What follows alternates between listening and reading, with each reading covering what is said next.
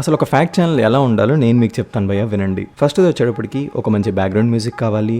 రెండోది సోర్స్, మనం చెప్పే ఫ్యాక్ట్కి సంబంధించిన research paper or website link ఏదైతే ఉంటుందో అది కావాలి. అండ్ మూడోది వచ్చేటప్పటికి ఫ్యాక్ట్ ఏంటనేది చెప్పాలి. ఈ మూడు మాత్రమే చేయాలి, ఇంక ఎక్స్ట్రా ఏమీ చేయకూడదు. అసలు ఒక ఫ్యాక్ట్ ఛానల్ ఎలా ఉండకూడదో కూడా నేను మీకు చెప్తాను, వినండి. ఫస్ట్ ఆఫ్ ఆల్ ఇన్ఫర్మేషన్ వచ్చినంత మాత్రాన అది ఫ్యాక్టో కాదో వెరిఫై చేయకుండా ఫస్ట్ ఆఫ్ ఆల్ మనం వీడియో చేయకూడదు. ఆ వీడియోకి హ్యూమిలియేటింగ్ థంబ్నెయిల్, జస్ట్ లైక్ ఎంత పని చేసావు బ్రో, ఆస్కార్ లెవెల్ పర్ఫార్మెన్స్ అనేలాంటి థంబ్నెయిల్స్ అసలు చేయకూడదు. అండ్ థర్డ్ పాయింట్ వచ్చేటప్పటికి ఆ వీడియోలో అబ్బాయి అలా చేశాడు, ఆ అబ్బాయి తాగున్నాడు, ఆ అబ్బాయి తాగిలేడు, తాగున్నాడు కాబట్టి ఇవన్నీ మీకు అనవసరం. అసలు ఫ్యాక్ట్ ఏంటి అంతవరకు మాత్రమే చెప్పాలి, అంతేగాని దాని గురించి జోకులు వేసుకోకూడదు. నెక్స్ట్ వచ్చేటప్పటికి ఇలా ఒక వీడియో చేసిన తర్వాత దానికి బ్యాక్లాష్ వస్తుందని చెప్పేసి ఆ వీడియోని ప్రైవేట్ చేసేసి ఆ వీడియోకి రిలేటెడ్గా ఒక షార్ట్ చేసి ఆ షార్ట్లో కూడా నేను చెప్పడం అంటే అబ్బాయి సైడే మాట్లాడాం మనం కూడా, కాకపోతే ఏంటంటే అబ్బాయి కూడా ఫ్యామిలీ ఉండిద్ది, ఇప్పుడు అందరూ తన మీదే పడిపోతున్నారు, సో ఈ టైంలో మనం వీడియో చేయడం కరెక్ట్ కాదనిపించింది, అందుకే నేను ప్రైవేట్ చేశాను, ఎవరికి భయపడి కాదు. సో ఎవరన్నా ఓవర్ యాక్షన్ మాటలు మాట్లాడితే మళ్ళీ ఈ వీడియోని పెడతాను అనే ఇలాంటి ఓవర్ యాక్షన్ మాటలు మనం మాట్లాడకూడదు.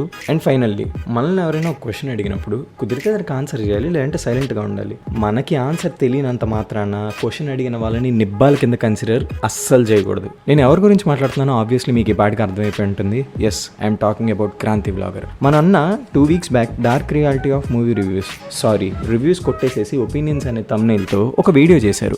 ఆ వీడియోలో ప్రెసెంట్ ట్రెండింగ్లో ఉన్న కొంతమంది రివ్యూయర్ స్టైల్లోనే అసలు రివ్యూలు ఎలా చెప్పకూడదు, ఎలా చెప్పాలి అనే దాని గురించి మాట్లాడారు. దానికి కౌంటర్గా roast mortem channel and barbell pitch meetings channel creators వాళ్ళ ఒపీనియన్స్ గురించి మాట్లాడుతూ ఒక వీడియో పెట్టారు. ఆ వీడియోస్లో వాళ్ళేం మాట్లాడారంటే, మేము కన్స్ట్రక్టివ్ క్రిటిసిజం చేస్తున్నాం, మేము ఎవరి మీద పర్సనల్ అటాకులు చేయట్లేదు, మేము ఎవరి మీద హేట్ స్ప్రెడ్ చేయట్లేదు, అలాంటప్పుడు మేము మాట్లాడే దాంట్లో తప్పే ఉంది అని క్రాంతి అన్నని క్వశ్చన్ చేస్తూ 2 వీడియోలు పెట్టారు.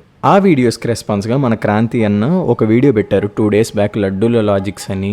అమ్మ బాబోయ్, తమ్నెయిల్లో చెప్పినప్పుడే నేను అర్థం చేసుకోవాల్సింది ఆయన కూడా లడ్డూల లాజిక్ గానే మాట్లాడుతున్నాడు అని చెప్పేసి.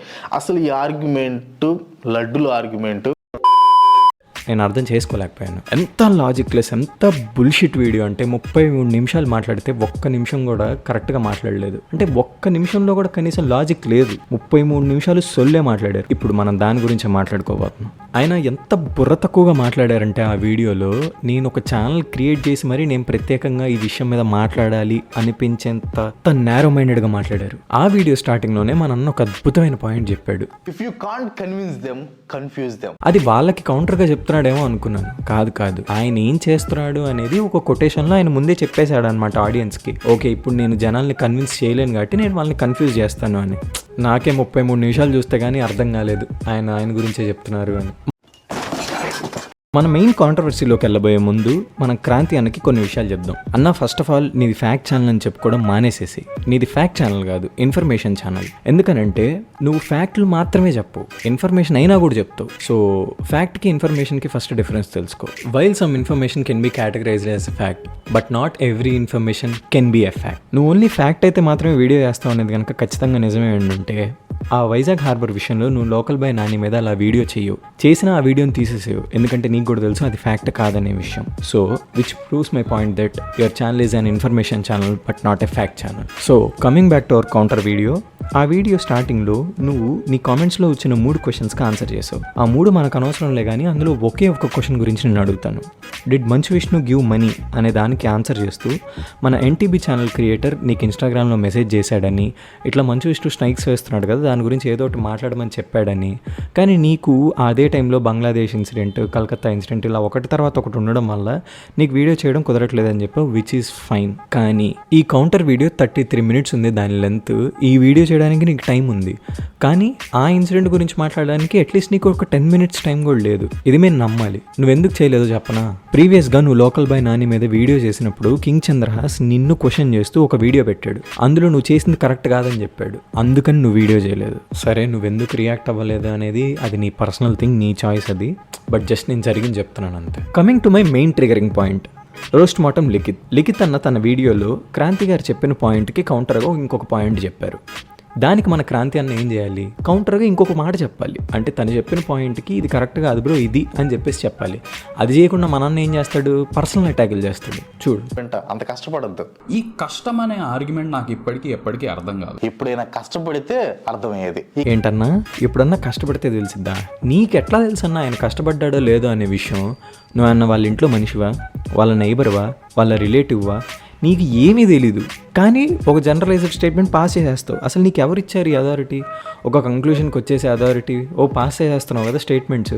ఆయన కష్టపడలేదు, ఎప్పుడైనా కష్టపడితే తెలిసిద్ది అని. అనవసరం ఈ మాటలు. నీకు ఆయన చెప్పిన క్వశ్చన్కి ఆన్సర్ చేయడం వస్తే ఆన్సర్ చేయి, లేదంటే లేదు. నీకు కష్టపడితే తెలిసిద్ది, నీకు పని చేస్తే తెలిసిద్ది. నెక్స్ట్, తన పాయింట్ని ఎక్స్ప్లెయిన్ చేయడానికి లిఖిత్ అన్న ఒక కోడింగ్ ఎగ్జాంపుల్ తీసుకున్నాడు. ఫర్ ఎగ్జాంపుల్, ఒక కోడర్ని తీసుకుంటే కనుక తను వారం రోజులు రాత్రింబవళ్ళు మేల్కొని కష్టపడి చివరికి ఆ కోడ్ డెలివర్ చేయలేకపోతే కనుక క్లయింట్ ఏమడుగుతాడు, అరే ఎందుకురా కోడ్ డెలివర్ చేయలేకపోయావు అని అడుగుతాడు. కానీ నువ్వు ఎంత కష్టపడ్డావు అని చెప్పేసి వాడు ఎప్పుడు ఫీల్ అవ్వడు. ఎందుకంటే ఇన్ ది ఎండ్ వాడికి కావాల్సిందేంటి, కోడ్ కంప్లీట్ అవ్వాలి. దాని గురించి అడుగుతాడు. ఆ పాయింట్ గురించి మనం లిఖిత్ అన్న ఎక్స్ప్లెయిన్ చేస్తుంటే దానికి ఆన్సర్ ఇవ్వడం మానేసి మన క్రాంతి అన్నేమంటాడు చూడండి. ఫస్ట్ ఆఫ్ ఆల్ మనోడికి సాఫ్ట్వేర్ కంపెనీలో వర్కింగ్ ఎలా ఉంటుందో తెలియదు. శూన్యం. నేను సాఫ్ట్వేర్లో వర్క్ చేసే కాబట్టి చెప్తా, కాస్త విను బ్రదర్.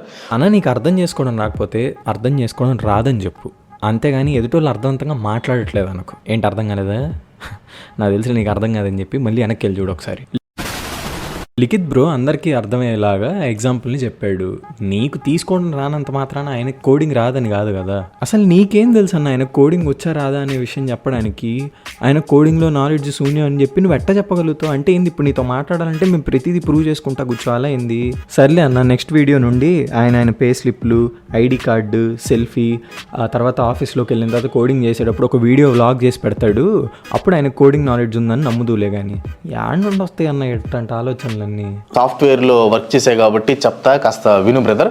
అవునన్నా, నీకు ఒక్కడికే తెలుసు సాఫ్ట్వేర్ గురించి. నువ్వు ఒక్కడివే పనిచేసావు ఇన్ఫోసిస్లో. నీకు మాత్రమే సాఫ్ట్వేర్ హైరార్కీ గురించి తెలుసు. మిగిలిన వాళ్ళకి అసలు ఏం తెలియదు. ఇదే అన్న నార్సిస్టిక్ బిహేవియర్ అంటే. ఒక ప్రాజెక్ట్ మీద వర్క్ చేసే టీం ఉంటుంది. దాంట్లో ఫ్రెషర్ ఉంటాడు, అడిగిన కొంచెం ఎక్స్పీరియన్స్ ఉన్న పర్సన్ ఉంటాడు, ఇంకా పైన టెక్ అసోసియేట్ టీఏ ఉంటాడు, నెక్స్ట్ టీమ్ లీడర్ టీఏ ఉంటాడు, next project manager, group project manager, ఇలా ఒక హైరార్కీ ఉంటుంది. నువ్వు చెప్పినట్లు ఒక ఫ్రెషర్ కోడ్ రాస్తాను అనుకున్నావు. ఫర్ ఎగ్జాంపుల్ నువ్వు అనుకో, నీకు సాఫ్ట్వేర్ తెలియదు కాబట్టి నేను అనుకో ఆ కోడ్ డెలివర్ చేయడానికి ఒక డెడ్ లైన్ అనేది ఉంటుంది. అలాంటి డెడ్ లైన్కి కోడ్ డెలివర్ చేయాలి. నేను కోడ్ రాస్తాను, ఒక దగ్గర స్టక్ అయిపోయాను, వెళ్ళి నా సీనియర్ అడుగుతా. వాళ్ళు హెల్ప్ చేస్తారు. ఎక్కడ మిస్టేక్ ఉందో వాళ్ళకి ఎక్స్పీరియన్స్ ఉంది కాబట్టి వాళ్ళు చెప్తారు. వాళ్ళకి అర్థం కాకపోతే టీమ్ లీడర్ చేస్తారు. వాళ్ళకి అర్థం కాకపోతే నెక్స్ట్ స్టేజ్కి ఎస్కేట్ అయిపోయింది. ఇప్పుడు నేను కోడ్ రాస్తాను, మధ్యలో మా టీమ్ లీడర్ వచ్చి అప్డేట్ అడుగుతూ ఉంటాడు, గోయింగ్ ఫైన్ అని అది అడుగుతుంటాడు. నువ్వు చెప్పినట్లు నైట్ అంతా కూర్చొని తెల్లారు అంటే వాళ్ళకి డెడ్ లైన్స్ ఉంటాయి. టీమ్ అన్ని ఇదిగోండి చూడండి, అన్న చెప్పిన పాయింట్ అన్న చాలా సీరియస్గా తీసుకున్నాడు. If you can't convince them. అంతా బాగానే చెప్పావు కానీ ఒక పాయింట్ దగ్గర దొరికిపోయావు. ఏంటి, ఫ్రెషర్కి ఒక టాస్క్ అర్థం కాకపోతే మేనేజరు లేదంటే ఆ మేనేజర్ పై వాళ్ళు చూస్తారు, వాళ్ళకు కూడా అర్థం కాకపోతే వేరే టీంకి ఇస్తారా? అన్న నీకు తెలియదేమో, నేను చెప్తాను చూడు. ఎందుకంటే నేను కూడా సాఫ్ట్వేర్ ఇంజనీర్నే. ఇప్పుడు ఇది ప్రూవ్ చేయాలంటే నేను నా జేఎన్టీయూ సర్టిఫికేట్లు, నా కంపెనీకి సంబంధించిన డీటెయిల్స్ అన్నీ ఇవ్వాలి. ప్రజెంట్ ఇవ్వలేనులే కానీ నేను నీకు కావాలంటే వాట్సాప్ చేస్తాలే. సో చూడు, ప్రతి ప్రాజెక్ట్కి కొన్ని ఐటరేషన్స్ ఉంటాయి. ఆ ఐటరేషన్స్లో ఈచ్ ఇండివిజువల్కి ఒక టాస్క్ అసైన్ చేస్తారు. ఆ అసైన్ చేసిన టాస్క్ అనేది నీకు అర్థమైనా అర్థం కాకపోయినా, నువ్వు అసిస్టెన్స్ తీసుకున్నా తీసుకోకపోయినా, డెడ్ లైన్ అయిపోయేలోపు నువ్వు అది కంప్లీట్ చేసి వాళ్ళకి ఇవ్వాలి. ఒకవేళ ఒక ఫ్రెషర్ కనుక మేనేజర్ లెవెల్ టాస్క్ ఇచ్చారు అంటే ఎయిదర్ క్లయింట్ ఆర్ మేనేజర్ వాళ్ళకి అర్థమైపోద్ది, అరే వీడు ఇంత పెద్ద టాస్క్ చేయలేడు కదా, వీడికి ఇది ఇచ్చి కూడా వేస్ట్, సో వాడికి టాస్క్ మార్చండి అని చెప్పేసి వాళ్ళే మారుస్తారు. కానీ ఎండ్ ఆఫ్ ది డే వాడికి ఇచ్చిన టాస్క్ వాడు కంప్లీట్ చేసేయాలి ఆ డెడ్ లైన్ అయిపోయేలోపు. మేబీ నువ్వు సిస్టమ్ ఇంజనీర్ అయి ఉంటావులే ఇన్ఫోసిస్లో, పవర్ ప్రోగ్రామర్ అయి ఉంటే నీకు అర్థమయ్యేది ఇదంతా. అంటే ఈ జోక్ ఐటీ ఎంప్లాయీస్కి బాగా అర్థం అవుతుంది. నువ్వు చెప్పినట్లు నైట్ అంతా కూర్చొని తెల్లారు అంటే వాళ్ళకి డెడ్ లైన్స్ ఉంటాయి. టీమ్ అన్ని ఏమన్నా అనాలన్నా పెద్దోడు వైపేమన్నా మైండ్ ఉందా, మైండ్ లేదా నీకు? ఆయన చెప్పేది ఏంది, ఇప్పుడు నీకు డెడ్ లైన్ లోపు అంటే ఇప్పుడు నీకు టాస్క్ అసైన్ అయిన దగ్గర నుండి డెడ్ లైన్ లోపు ఒక వారం రోజులు ఉందనుకుందాం. ఈ వారం రోజులు నువ్వు 24 గంటలు పనిచేసినా కానీ నువ్వు డెడ్ లైన్ కల్లా టాస్క్ కంప్లీట్ చేయలేకపోతే ఎందుకు చేయలేదు అని అడుగుతాడు క్లయింట్. దాని గురించి మాట్లాడుతుంటే తెల్లారులో మింగదు ఎక్కడ నువ్వు మింగద్దు. మాకు తెలుసన్నా ఏం మింగిద్దో ఏం మింగదో. నీకు ఒక ఎగ్జాంపుల్ అర్థం చేసుకోవడం రాదు, ఒక కౌంటర్ ఇవ్వడం రాదు. ఏం వచ్చు అంటే మనల్ని ఎవరన్నా క్వశ్చన్ చేస్తే వాళ్ళకేం తెలియదు అనవచ్చు, వాళ్ళని నిబ్బాలనవచ్చు, లేదంటే మింగదు, తెల్లారులు మింగదు, ఎందుకులే, ఇవన్నీ తెలుసు నీకు. ఇంతకు మించి ఇంకేం తెలియదన్నా. ఎవరన్నా ఏదన్నా నిన్ను క్వశ్చన్ చేశారంటే నువ్వు తప్పైతే తప్పని ఒప్పుకో అన్నా, లేదా ఒప్పుకో బాగా సైలెంట్గా ఉండు. కనీసం తిరిగి ఏది పడితే అది ఎందుకు మాట్లాడతావు, ఎందుకు అంత ఇన్సెక్యూర్గా ఫీల్ అవుతూ ఉంటావు? నెక్స్ట్, ఆడియన్స్ గురించి చెప్తాడు అన్నా వినండి.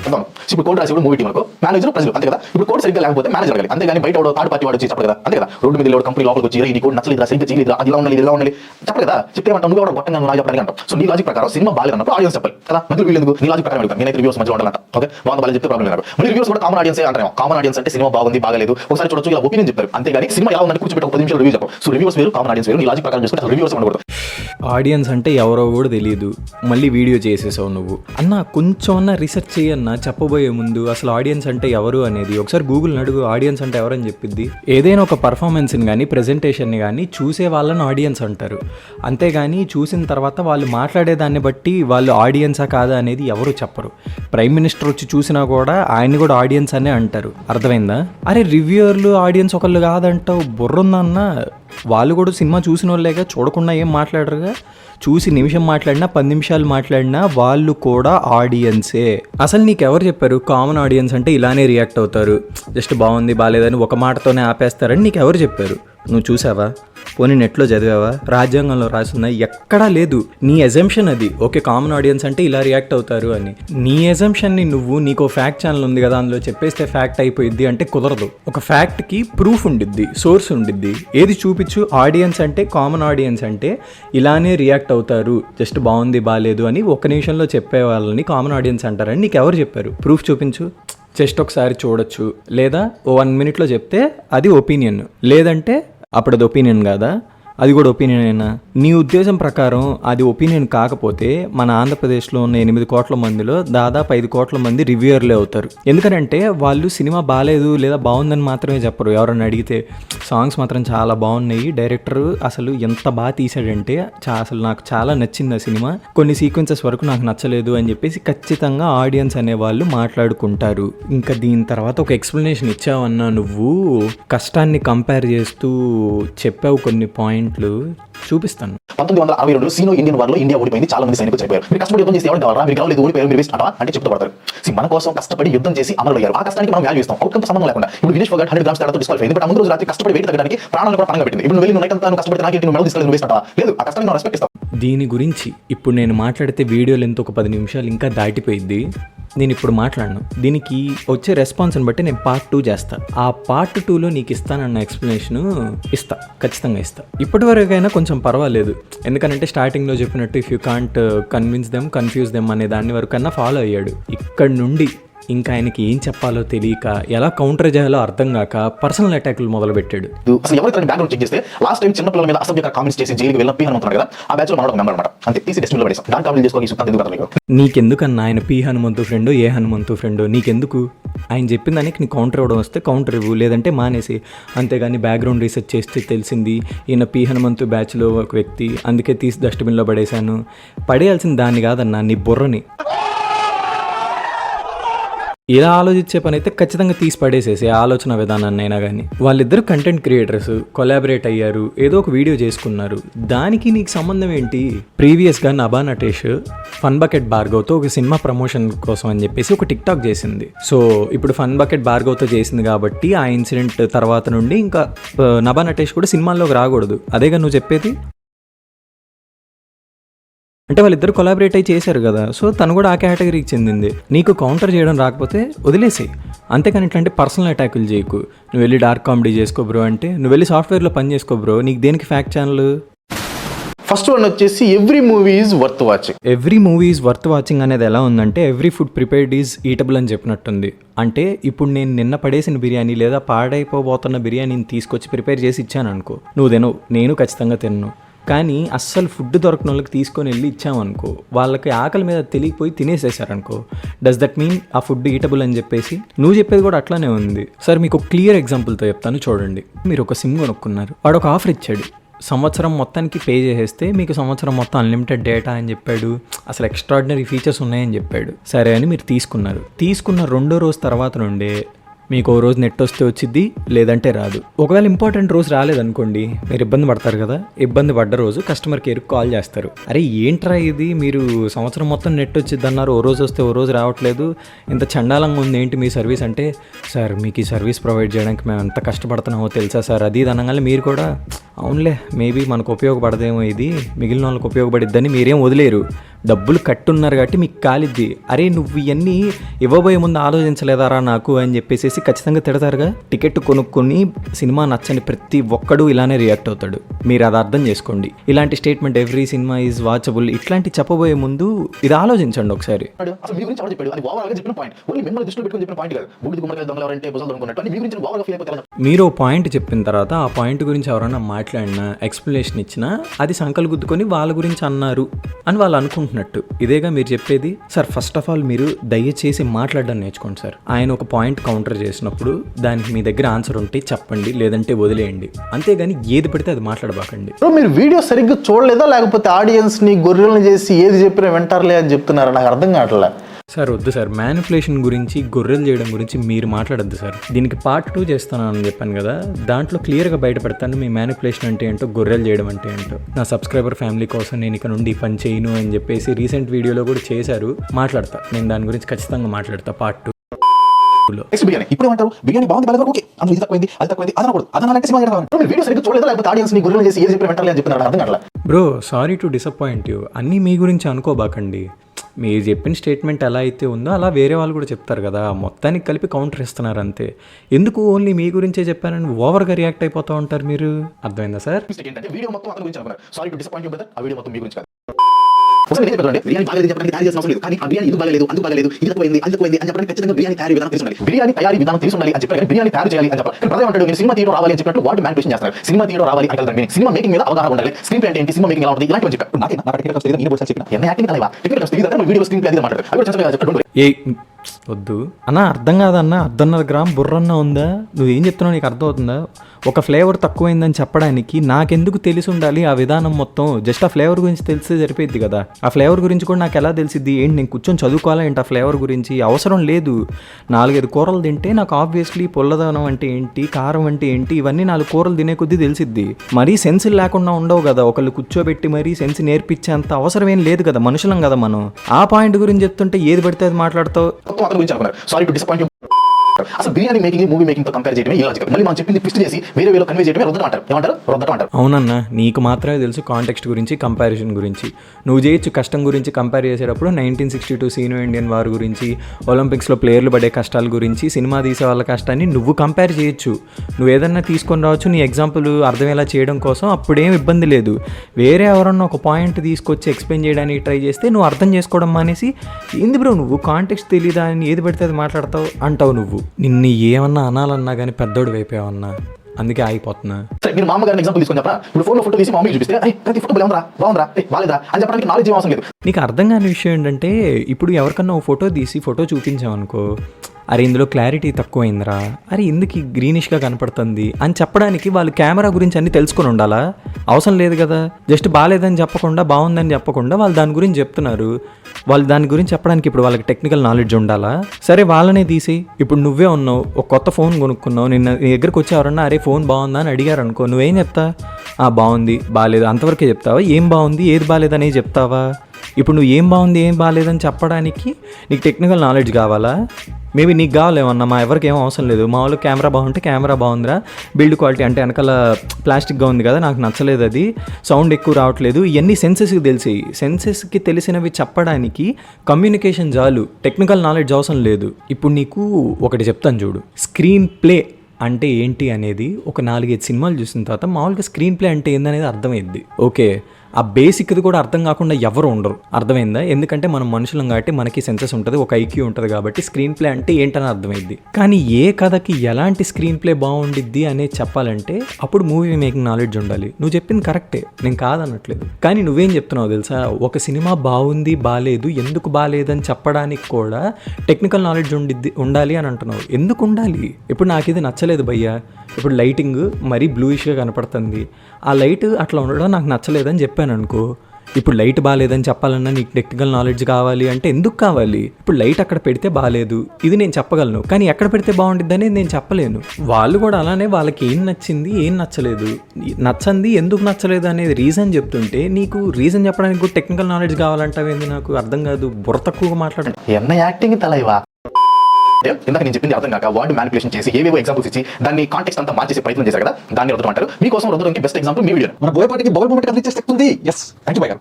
అన్న రుద్దడం గురించి నువ్వు వాళ్ళు చేసే పని గురించి చెప్తున్నావు చూడు, నాకు చాలా నవ్వు వస్తుందన్న. రుద్దడం అంటే ఏందో నీకు చూపించినా. కామన్ ఆడియన్స్ అంటారు. కామన్ ఆడియన్స్ అంటే సినిమా బాగుంది బాగలేదు ఒకసారి చూడొచ్చు ఇలా ఒపీనియన్ చెప్తారు, అంతేగాని సినిమా ఎలా ఉందంటే కూర్చోబెట్టి ఒక 10 నిమిషాలు రివ్యూ చెప్పరు. సో రివ్యూస్ వేరు, కామన్ ఆడియన్స్ వేరు. నీ లాజిక్ ప్రకారం కామన్ ఆడియన్స్ అంటే ఇలానే రియాక్ట్ అవుతారు, జస్ట్ బాగుంది బాగాలేదని చెప్తారు, ఒకసారి చూడొచ్చు అంటారు అని ఇలా మాత్రమే రియాక్ట్ అవుతారని చెప్పారు చూసావా, అది రుద్దడం అంటే. నీకే తెలీదు రుద్దడం అంటే ఏందో, మళ్ళీ నువ్వు మాట్లాడుతున్నావు వేరే వాళ్ళు చేసే పనుల గురించి. సినిమా బాగలేదు అని చెప్పకుండా బోయపాటి గారికి బౌల్ మూమెంట్ కదిలించే శక్తి ఉంది అంటారు. ఇంకా రుద్దడానికి ముందు ఇంకా ఎగ్జాంపుల్స్ వస్తే డోంట్ వరీ, ఇంకా బాగా అర్థమవుతుంది. ఏం చేసి అర్థం కాదు. అవునా అన్న, ఇందాక నువ్వు కూడా మీ నాన్నగారికి ఒక్క మగాడు సినిమా నచ్చిందని చెప్పినప్పుడు నీకు నచ్చలేదని చెప్పకుండా రాడ్ అన్నావు. బాగా బాబు బాగా హ్యాండ్సమ్ ఉన్నారు, ఈ సినిమా కదా అన్నారు. వీళ్ళు సినిమా రాడ్ అనిపించింది, కానీ మా డాడీ సినిమా నచ్చింది. అప్పుడు నువ్వు కూడా రుద్దుతున్నట్టే కదా. ఇప్పుడు ఒపీనియన్స్ అనేవి one liners. Super review is not equal to opinion. There is difference. రివ్యూలో మీ ఒపీనియన్ కూడా ఉంటుంది, అంతేగాని రివ్యూ అన్న ఒపీనియన్ అన్న ఒకటి కాదు. ఏదో గూగుల్ ఒక లైన్ చెప్తే అది కొంతమంది నమ్ముతారేమో కానీ అలాంటి నమ్మరు. దీన్నే రుద్దడం అంటారు, దీన్నే రుద్దడం అంటారు. ఇంకా నాకు ఇంకా బీపీ లేస్ అయిపోతుంది. ఎవరు చెప్పారు నీకు రివ్యూ అంటే ఇది, ఒపీనియన్ అంటే ఇది అని చెప్పేసి? ఒపీనియన్ అంటే 1 లైనరే, రివ్యూ అంటే 10 నిమిషాలు చెప్పాలని నీకు ఎవరు చెప్పారు? ఒక చోట చూపించు. ఓవర్ కింద దుబ్బుతా ఉన్నా ఏంటో. ప్రపంచంలో ఇట్లాంటి విషయాలన్నీ నీకు మాత్రమే తెలుస్తాయి. పాపం అమెజాన్ వాడికి, ఫ్లిప్కార్ట్ వాడికి కూడా తెలియదు, అందుకే రైటే రివ్యూ అని పెడతాడు. నువ్వు అక్కడ రివ్యూ రాసేటప్పుడు నువ్వు ఒకవేళ 1 లైనర్కి మించి రాస్తున్నావు అనుకో, వాడిని అర్హత అడగడు. ఏంట్రా నువ్వు రివ్యూ చెప్తున్నావు, నీకు దీని గురించి టెక్నికల్ నాలెడ్జ్ తెలుసా లేదా, తెలిస్తేనే చెప్పు అని చెప్పి ఎవడు అడగడు. ఎవడు 10 లైన్లు చెప్పినా 100 లైన్లు చెప్పినా టెక్నికల్గా చెప్పకపోయినా దాన్ని రివ్యూ అనే కన్సిడర్ చేస్తాడు. ఎందుకంటే రివ్యూ అన్న ఒపీనియన్ అన్న ఒకటే అని వాడు కన్సిడర్ చేస్తాడు కాబట్టి. ప్రపంచం మొత్తం అలానే చూసిద్దన్నా, నువ్వు ఒక్కడివి తప్పించి. ఏంటో నువ్వు ఒక్కడివే మొత్తం కనిపెట్టేశావు, ఇది కొత్త విషయం అన్నట్టు చెప్తావంటే మాకు అర్థం కాదు. నీకు తెలియకపోతే తెలుసుకో, నీకు తెలిసిన దాన్ని అందరికీ తెలియజేయాలి, ఇదే రైట్ అని ఆలోచించబాక. అట్లాగా రుద్దటం అంటారు, దీన్ని రుద్దటం అంటారు. ఓకే, ఏమోలే అన్న, ఫ్యాక్ట్ ఛానల్ వల్ల వస్తుందేమోలే అథారిటీ. నేను పని చేస్తానులే. ఇప్పుడు నువ్వు ఇచ్చిన ఎక్స్ప్లెనేషన్ని అమెజాన్, ఫ్లిప్కార్ట్ ఈ కస్టమర్ సపోర్ట్ టీమ్స్ ఉంటాయి అన్నమాట, వాళ్ళకి పంపించేసి ఇదిగోండి ఇక్కడ నుండి మీరు ఎవరైనా రివ్యూ ఇవ్వాలి అని అనుకుంటున్న వాళ్ళకి వాళ్ళ అర్హత అడగండి. వాళ్ళు ఏమైనా ఇంజనీరింగ్ చదువుకున్నారా లేదా, ఆ ప్రోడక్ట్కి సంబంధించి అన్నీ తెలుసా లేదా అని క్విజ్ పెట్టండి.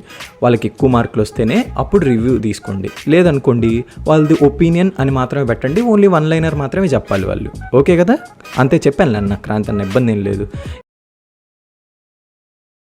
ఇక నుండి మేము కూడా ఏదన్నా ఒక విషయాన్ని ఎవరి మీదన్నా చెప్పాలి అని అంటే, లేదా మేము కూడా రుద్దాలి అని అంటే మా ఒపీనియన్ని, మేము కూడా సింపుల్గా ఒక ఫ్యాక్ట్ ఛానల్ స్టార్ట్ చేసుకొని ఒక 10 ఫ్యాక్ట్లు చెప్పేసిన తర్వాత మేము కూడా ఒక అథారిటేటివ్ స్టేట్మెంట్ ఇవ్వడం స్టార్ట్ చేస్తాం. మేము కూడా రుద్దటం అంటారు. That's it for the video guys.